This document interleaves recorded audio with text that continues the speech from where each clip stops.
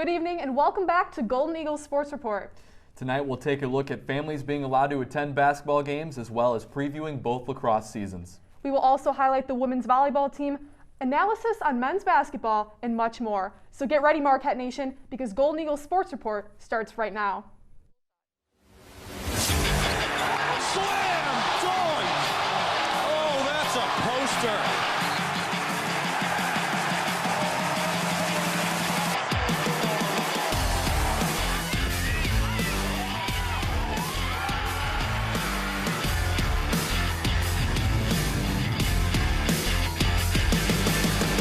Live from the Jeannie Hayes Virtual Studio at Marquette University, this is Golden Eagles Sports Report. Marquette gets the rebound, and the champions have gone down! Hello everyone, I'm Amy Galashewski. And I'm Tyler Peters. This weekend, both basketball programs started to allow the families of players to attend games at Pfizer Forum and the Al McGuire Center. This is the first time since March that Marquette has allowed people to start attending sporting contests. Marquette Athletics also said in their press release that they expect a small amount of fans for National Marquette Day on March 6th when the men play Creighton. Kristen Parisi caught up with women's basketball head coach Megan Duffy and redshirt senior Lauren Van Clunen about the impact of seeing family members in the stands. Empty arenas have been the new normal for both the Marquette men's and women's basketball teams. Since the start of the 2020-2021 season, no fans or family were allowed to attend basketball games. But on February 3rd, 2021, Marquette Athletics announced in a press release that family of the staff and athletes would be allowed to attend games in both the Al McGuire Center and Pfizer Forum. Especially for women's head coach Megan Duffy, seeing family in the stands for the first time this season was extra special. So to have, a few of our family members, both staff and team, it was awesome. Win or lose, just to see them, waving to them. And it's been a long, not only season, but just long 10 or 11 months of just not having that normalcy. The women started having family attend their games last Friday, February 5th, when they hosted the Yukon Huskies. Right away, many players like redshirt senior Lauren Van Clunen were already able to see a change in their intensity when they heard the cheering from their loved ones. That's a big part, knowing your family's there, and it's nice to see for the first time. So to have them, that's huge, and I think they our families do a great job of screaming and yelling, and definitely it was nice to see them. Although it is special for the athletes to finally play in front of an audience, Coach Duffy said it still felt weird to have to distance themselves around family. It's a big change that everyone is going to have to get used to, but she's proud of the student athletes for being so resilient. Crazy part is, in some regard, that even, they leave the building, but you have to be so cautious that, just because they're there in the same city now with you guys, you got to keep them away from them, because we got a short amount of time to say your highs and masked up. Kristen Parisi, Marquette Wire Sports. To get some more insight on what impact fans have on the team, we would like to welcome in women's basketball analyst John Leuzzi. John, thank you for being back on the show. Tyler, it's great to be back. All right, John, first off, how important do you think it was for athletes to finally be able to see some familiar faces in the stands? It was very important. I think it's more so because of that comfort level of seeing a familiar face, hearing the voices, and for a lot of them, they were probably happy to hear voices that weren't their coaches for once. So they heard a lot of the coaching loudness, yelling and all that during games, but today, on Sunday and Friday, they were able to hear some familiar faces, so I think that was really important. And just to have fans back in the stadium was really big, and the Marquette didn't lose a single Big East game at home prior to last Friday against UConn since February 2019, and a big part of that is because of the fans. And Tyler firsthand, with the beat last year, Al McGuire Center was pretty loud when fans were in the stands. Definitely, John, and what has been such a hard season, do you think this was the right thing to do to help these players and help their mental health? Absolutely, and the mental health has been the most big important emphasis for this entire team. Megan Duffy has said throughout the entire season. So able to have them there, even if they were not able to be side by side with their family members for a long time, I think it's also big for their mental health. And just to get back into somewhat of a familiar look of what a college basketball game should be if there wasn't a pandemic going on. Yeah, I know when I was playing sports back in the high school days, I would always love seeing my mom in the stands and her cheering me on, so I can definitely relate to that. But now that stadiums are starting to allow fans, what does this mean for attendance at the NCAA tournament? I think that's a really big question. I don't know the answer to that, but I'm optimistic that there will be fans there. We learned this past week that the NCAA committee announced San Antonio was going to be the host of the entire women's basketball for all rounds. So they'll have to obviously be working with the health officials there. But I hope there are fans in the stadium, in the arenas during March Madness, because as you know, and as everybody knows who watches March Madness, it's the fans that really bring the energy to the game. And to watch it at home, it'll be the same, but to have fans there, I think it's really important. It's a big thing for these teams to get a bid to the NCAA tournament. So if they can have their fans there, that's an extra boost. Yeah, I totally agree, and I think just being able to potentially, hopefully it all works out that they're playing, I think that in itself is just a great thing, and hopefully it all works out. But looking at Marquette specifically, they had a tough weekend losing to both number 2 UConn and number 20 DePaul. John, what do you think they need to do the next time they face these two powerhouses? I think we'll go back to what we said last week on the show. It was a big stretch and a big test for Marquette, but I do think there are positives still to take from those two games. The bread and butter of this Marquette team is to fight your way through the paint and bring it up to the glass and draw the foul. They were able to do that, but in order to beat UConn and DePaul next time around, it's going to be about having a consistent offense. And the game against DePaul, Marquette saw themselves down on a 19-4 run to open the third quarter against the Blue Demons, and that hurt them win the game, and they had to fight back with the energy, something that Megan Duffy said. But basketball is a game of runs, as Jordan King says, so if they can get their offense to going on a big run, I think they're going to put themselves in a good position next time around against the Huskies and the Blue Demons. And obviously those were two tough losses, especially against DePaul when they had a chance there, but they rebounded just yesterday against Butler. What were your takeaways from that game? I think they just went back to the basics. And Butler, they knew they played them already this season, so they were able to build up of what they did well. They scored 95-plus points the first time around at Hinkle Fieldhouse. They weren't able to score as much, but I think they were just able to get back to the basics. Chloe Murata back at it. She's having a great season, as we said. So to have a consistent offense is what is going to lead to success for this team, because they have a lot of depth this year with their bench. So if they're able to get that on top of the starters, they're in a good position for March. Hopefully it all works out. One player that I think that they're missing the most is Isis Bengola, but we'll see what happens. As we're nearing the end of the regular season, what do you think the chances are that Marquette will be back in the Big East title game? I think they're really high, and I will know personally for me, but I think the entire conference will know after February 24th, and that's the game that Marquette will go down to Chicago and look for revenge against DePaul. After that game, we'll know where the standings are most likely go, but if they fall at number 2 in the Big East at the end of the season, I think they have a good chance, but this team, they're going to be hungry throughout the entire stretch. I think the key team they got to beat is DePaul, and then eventually they'll have to face UConn. Yeah. I think that's a given. All right, thank you, John, for joining us. After the break, we will be looking at the volleyball team's hot start to the season. So stay tuned, and we'll be right back. I want to eat apples and bananas. I need to eat apples and bananas. Why can't I eat apples and bananas? Support the Feeding America nationwide network of food banks to help provide meals to those in need. Join us at feedingamerica.org.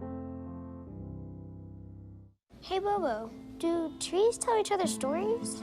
I'm sorry. I'm afraid I don't know that. Hey, why don't we go find out?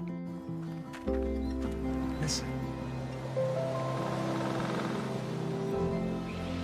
Can birds draw pictures? I don't have an answer for that. Dad, do stars visit their friends? Look!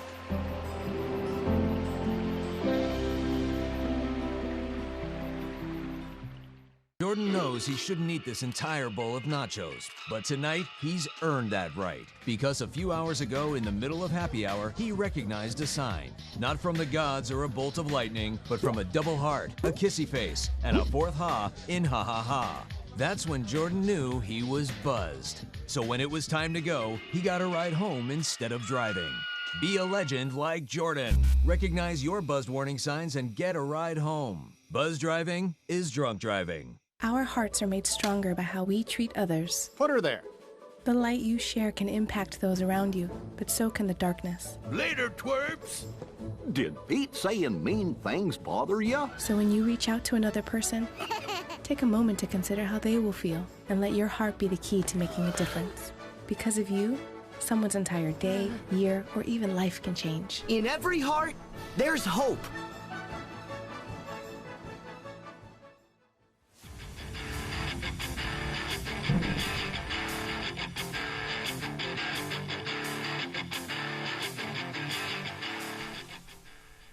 Welcome back to Golden Eagles Sports Report. Once again, I'm Amy Galashewski. Earlier we misspoke. The Marquette men's basketball team will actually be playing Xavier on National Marquette Day, which is March 6th, not Creighton. But now we will head over towards the volleyball team. They played last Friday and Saturday in a two-match series against then number 19 ranked Creighton. To get more insights on the volleyball team, we'd like to bring in volleyball analyst Jackson Gross. Jackson, thanks for joining us from home.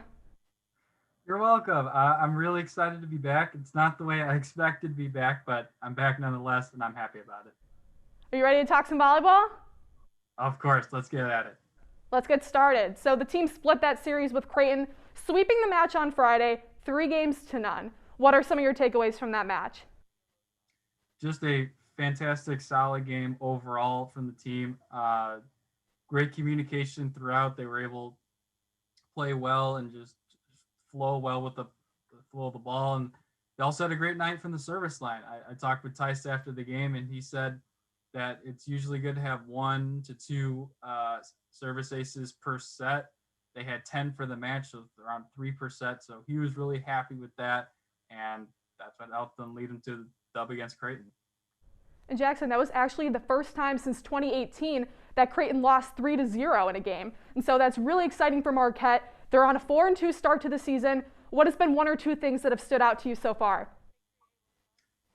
Really, they've just been able to play well during all the different stuff that's going on. They lost 4 big pieces to their team, whether it be transfer, early graduation, or other reasons, and they've come together well. Really, only with 2 weeks of practice, but that also comes with a little bit of lack of communication. There's been a couple times throughout the year I've noticed that they've just miscommunicated on a short ball and they missed it, and you just got to improve on that. But overall, I'm very impressed with them so far.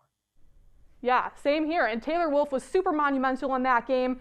She's continued to be Marquette's best offensive player. What has this new transfer brought to the program? She's been absolutely fantastic, just as you said. She's done a really good job of, I won't say replacing Allie Barber because there's no replacing her, but she's definitely, you're very happy that she's on the team and able to fill that role to an extent. So that way you still have a really good offensive player. She's been fantastic. Also on the defensive end, contributing digs. She's just been really good and a good veteran presence for this team. Jackson, you mentioned that she may be stepping into the shoes of Allie Barber. That's a pretty bold statement to make. Do you think any other players are stepping into those shoes as well? Well, I won't say stepping into the shoes, but I'll definitely say the big contributor, another big new contributor has been Savannah Rennie. She had one of her best matches as a Golden Eagle against Creighton. She was really good in that one.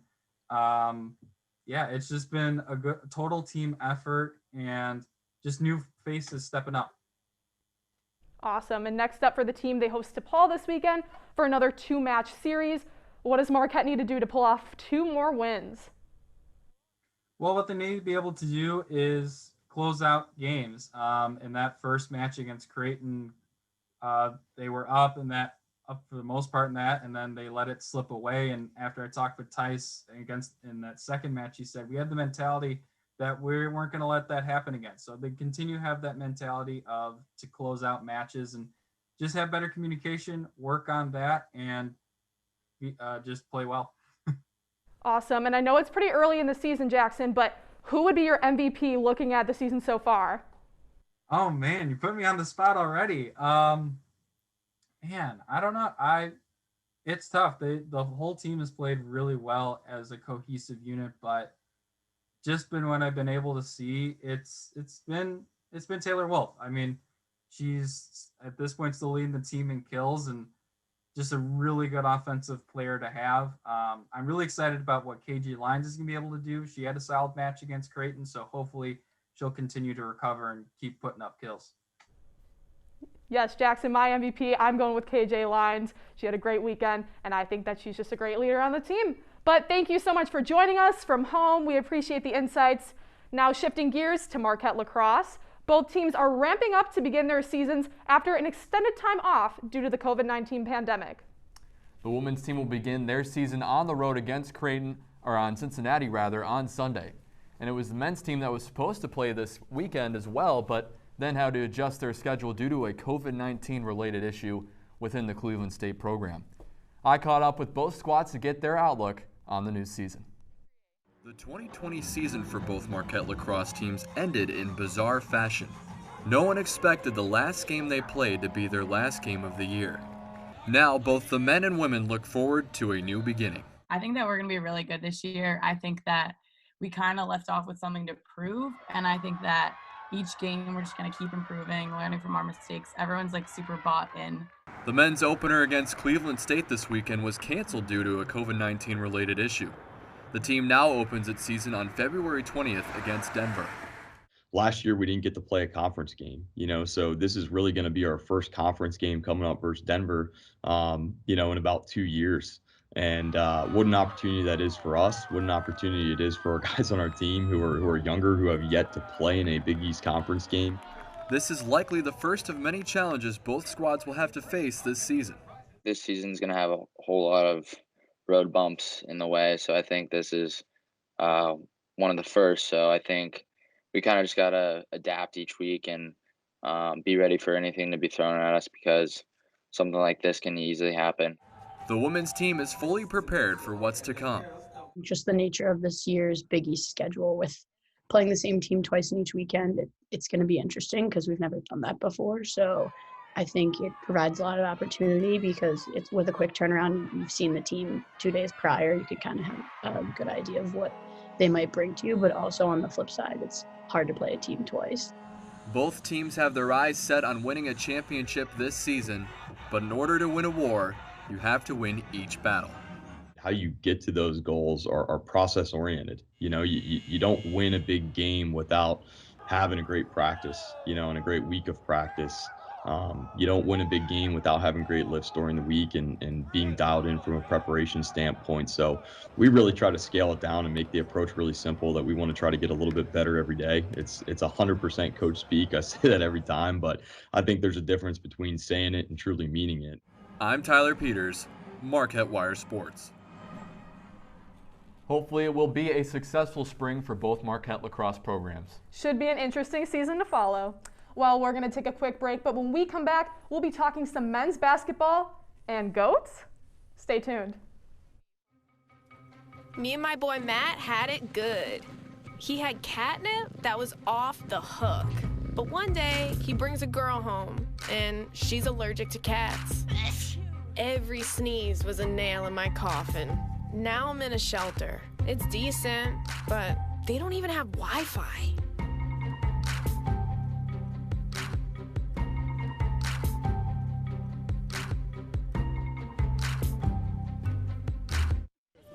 Leaving hot coals improperly extinguished can cause a wildfire. Hey guys, it's Smokey! It looks as if Smokey is going to use the drown, stir, drown, and feel technique. After the first drown, a good start. Next, another drink. And finally, a close feel. Is it cool? Okay. Yeah. Hey, Smokey, catch! Oh, my bad, Smokey. Only you can prevent wildfires. Okay, Dad. 1, 2, 3.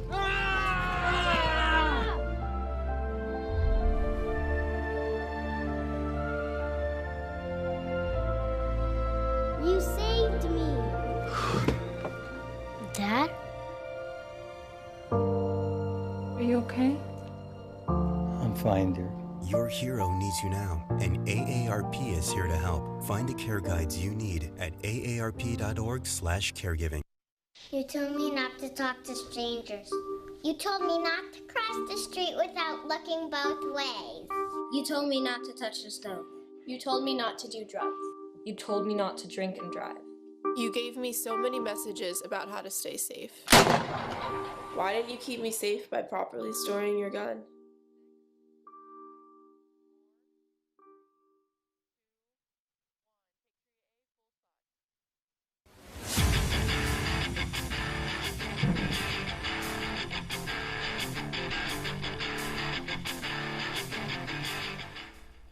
And we're back in Studio 7 where we will debate and discuss this week's top headlines in sports. Joining me on our panel tonight is Matt Yazel, Zoe Comerford, and Nick Galley, so let's get started. For our first topic tonight, we're going to be talking about the men's basketball team and the rough stretch that they've been currently on as of late. They've lost 4 out of their last 5, and they've also come with a record under 500 at home. So what significant changes need to happen next season for this program? Well, look, it's been said on this show before that this year was a bit of a transition year, kind of with a lot of new faces, but you still had 3 seniors on the team in Kobe McEwen, Jamal Kane, and Theo John. You know, in terms of next year, if you're looking ahead, you're not going to have those guys. You're not going to have that really seasoned veteran and seasoned leader with so many new faces. You know, there's a lot of talent still with Dawson Garcia and, you know, DJ Carton. You're going to have those guys back, but you're not going to have that seasoned veteran leadership. And, you know, we talked last week about all the questions surrounding the coaching staff as well with Steve Wojciechowski. There's a lot of things that need to happen with this program. You know, you can acknowledge that this year is a crazy year. There's a lot of different things going on, but at some point you need to figure out what it is. There's so many different problems with the turnovers and, you know, blowing leads in games, blowing leads at the end of seasons. You know, when you are a ranked team heading into the tournament, there's a lot of different things going on with this program, with this team, and if you're looking forward to next year, I think you have to look internally and figure out what changes need to be made, especially when you're losing so much leadership on the court as well. Matt, you talk a lot about the leadership, and I mean, something about Kobe McEwen, Theo John, and Jamal Kane is they're all starters. So you're losing 3 of your 5 starters, and they play a big role in obviously the leadership, but also, you know, they really know how to play Marquette basketball, and you're going to be losing that next year. And I mean, I think even with no fans, it was really hard for Marquette to win at home, and I think that's just something that's been hurting them. They're super inconsistent. They just have been really struggling. They've had big leads, and then they come back and win, and then they've had big leads, and they lose. And so I think the biggest thing is they need to stay consistent, and I mean, again, it goes back to kind of the coaching staff and what they're doing inside to kind of get these guys ready for these big games. I think Marquette basketball needs to focus on 2 things, the 2 T's, T squared, and that's time and turnovers. I think they need time to get the chemistry set up here with new guys coming in next year, the veterans leaving this year, and also guys like Justin Lewis, Dawson Garcia having their second year in the program, kind of still getting adjusted to stuff. And then, Matt, you touched on this a little bit. I know you talked about this last week too, but turnovers. Turnovers have been terrible for this team, and it hasn't been a problem just this year. It's been in past years as well. So if they get those 2 things tuned up, I think this program will be headed in the right direction. But it's going to take some time. It's not going to be overnight. It's going to be a process, and we'll just have to see what happens. So let me ask you guys this question. You talked about turnovers. You talked about it last week as well. So whose shoulders does that fall on? Because it's been an issue for Marquette for several years now. Who do you blame that on? Do you blame it on Coach Wojo, or, you know, whose shoulders does that fall on? I know you mentioned this last week, Matt, but, I mean, it has to be coaching, right? I mean, if something's happening constantly and if it's with new players coming in and out of the system, I mean, you got to source that back to coaching. I would think anyway. I mean, I'm no coach, clearly. I'm sitting right here. I've never coached a team in my life other than 2K and Madden. But, I mean, it has to be coaching. I don't know what else it would be. Especially, I mean, like I said, when teams put pressure on Marquette, they just can't handle it. Whether it, you know, you can say, you know, Marcus Howard wasn't a true point guard and maybe that led to some of his turnovers, or maybe DJ Carton's just not the ball handler we thought he was. But it's everybody on this team that's committing a lot of turnovers, whether it's in the backcourt when teams do a full court press. You know, if I was a coach going against Marquette, I haven't been a coach either, but that's what I would do the whole game. And it makes sense. They can't handle it. And that part is, I mean, it's partly on the players, but I think it's a lot on coaching because it's been year after year and it hasn't been fixed. I agree. I definitely think it is something within the coaching, but I again think too that you can't just blame one person. You can't just scapegoat that one person, because if you do get rid of Steve Wojciechowski, let's say, I mean, things aren't going to instantly change. I think again, it's all of the coaches, and I think you can't just blame like one person for, you know, these turnovers being such a big issue. Have to find the right fit too to fill in for Wojciechowski if he does depart. So. Right. That's right. Maybe it's an organizational problem more than just the coach, as a lot of people would say. But turning our attention to a team that shined in the biggest game of the year, the Tampa Bay Buccaneers won Super Bowl 55 last Sunday, where quarterback Tom Brady won his 5th Super Bowl MVP and his 7th Super Bowl.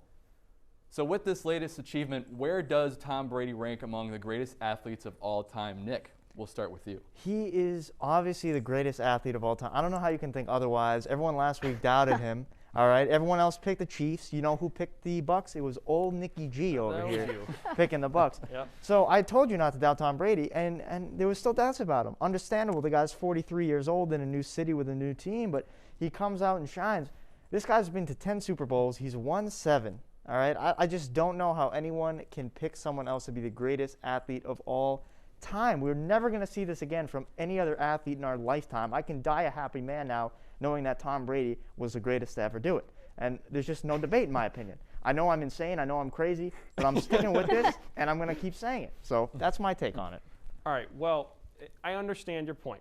The guy's playing arguably the hardest position in all sports in an insanely competitive NFL.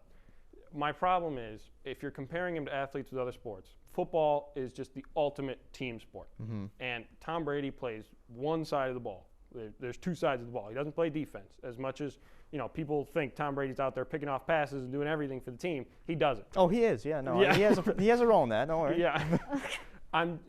When you look at other athletes that just do it all, I mean, if you're in the NBA, you're playing offense and defense. I mean, Michael Jordan wasn't just an offensive player dropping 40 points. He was playing good defense his whole career as well. And so that's my problem with putting Brady as number 1.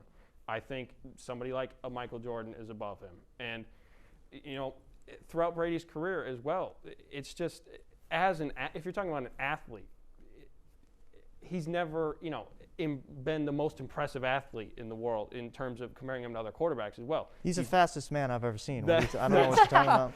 Objectively false. So when you just compare him to other quarterbacks, I'm not saying other quarterbacks are better than him, because he's obviously been the best of all time, the most accomplished, absolutely. But if you're talking about greatest athlete of all time, I can't put him there. I can't.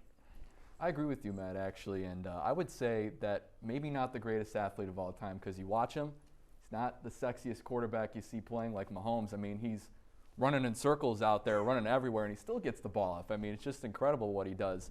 But I would say Tom Brady is the greatest winner of all time, not the greatest athlete. Zoe, what do you think? You know, I would definitely say that I get everything that Nick's trying to say. You know, he has won, you know, 2 Super Bowls with 2 different franchises, you know, one in the NFC, one in the AFC. But again, I can't put him on that pedestal just because, I mean, there's Michael Jordan.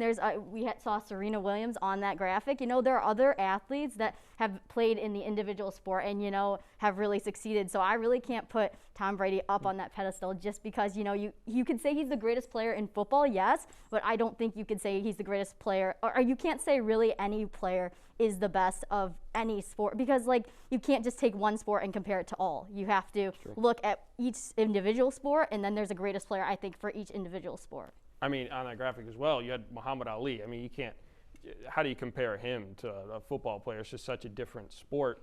And, you know, with Brady as well, with just being the most successful quarterback of all time, I mean, you even think of another Boston guy, Bill Russell, who won, 11 NBA titles, but is he ever mentioned as the GOAT of the NBA? No, not really, because, one, he played forever ago, and it's not all about titles. It's just what about the kind of athlete you are. The aura of someone, too. Yeah. Which is why I might even make the claim, Tom Brady might be the greatest human being of all time. We don't know. I mean, he could be up there. He could be. But, you know, that's probably not a popular take among other people. So, I don't know. I might keep my mouth shut on that one, or I might keep saying it. I'm probably going to keep saying it. I'm just saying. You're probably going to keep You're definitely I'm definitely going to keep saying it. If you guys had to pick one GOAT, who would it be out of all sports? Matt, we'll start with you. Oh, man. Go. What does your gut tell you? Michael Jordan. All right. I'm going to go with Tom Brady. I'm going Michael Jordan. Semi Ojale. Boston Celtics. No, it's Tom Brady. It's Tom Brady. It's Tom Brady. All righty. Thanks, guys, for being on the show. Thanks for the great discussion. We will be back next week, so be sure to tune in for all our coverage regarding Marquette sports and other sports as well. So for Amy Galoszewski, I'm Tyler Peters. Good night, Marquette.